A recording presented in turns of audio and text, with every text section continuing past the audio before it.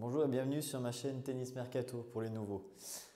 Aujourd'hui, on va parler de la nouvelle Aide Radical MP. Alors, pour cette raquette que j'ai pu effectuer lors de mon test, je trouve qu'on a une raquette qui est assez contrôle, qui se retrouve, on va dire, entre la speed de Djokovic et la prestige que peut avoir Gilles Simon par exemple ou Marine Cilic.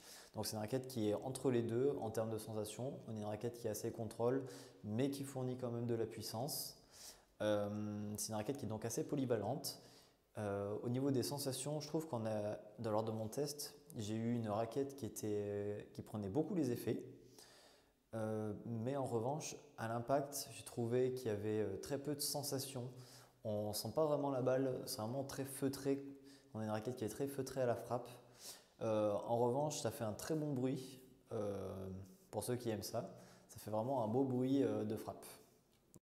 Alors pour cette aide, on est sur donc une raquette à 295 grammes non cordée. Donc ça change un petit peu des années précédentes. On était sur le 300 grammes. Là, ils ont retiré 5 grammes sur la raquette non cordée. Donc on passe à 295 grammes.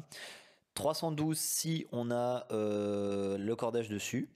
Une longueur classique, hein, 68,5 cm. Un tamis de 630, donc ça bouge pas comme les années précédentes.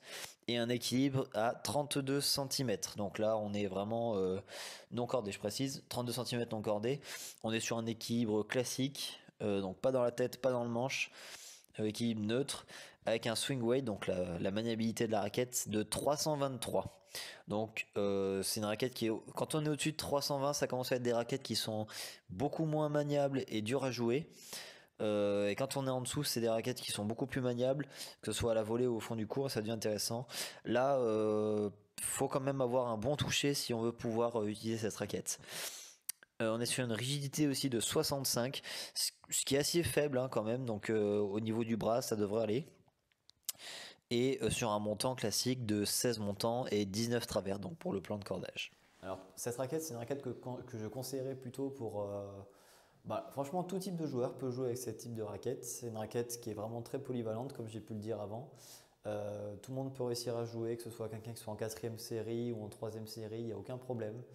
En revanche, dès que vous allez passer au-dessus de la troisième série, ça sera une raquette qui sera un petit peu légère. Il faudra penser à passer plutôt sur la raquette pro, donc pour ceux qui le souhaitent.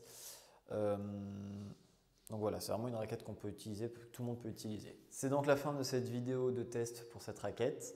Si vous souhaitez que je teste d'autres raquettes, n'hésitez pas à me le mettre en commentaire, à mettre un pouce bleu si ça vous a plu et n'hésitez pas aussi à vous abonner pour que vous soyez au courant de toutes les nouvelles vidéos qui vont sortir.